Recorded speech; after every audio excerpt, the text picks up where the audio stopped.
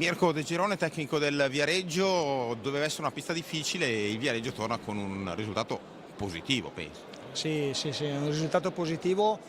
perché qui è una pista difficile, l'Odi ha un'ottima squadra, ha una struttura forte, collaudata, un ottimo allenatore, perché Gigio è un ottimo allenatore e lo si vede in campo e noi abbiamo fatto la nostra partita, l'abbiamo impostata così, dobbiamo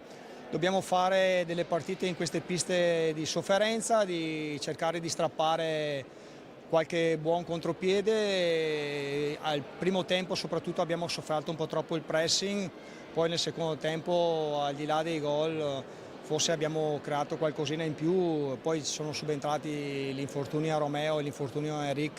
che ci hanno un po' diciamo così accorciato i cambi e i ragazzi sono stati encomiabili, gli ho fatto i complimenti perché hanno sofferto veramente tanto, ma il risultato è importante per noi. Ecco, si sta delineando la classifica giornata dopo giornata, lì davanti però insomma ci sono sorprese, delusioni, c'è una classifica un po' diversa da come siamo abituati a vedere. Ma io penso che sia un campionato al di là del Trissino, che secondo me fa un campionato a parte,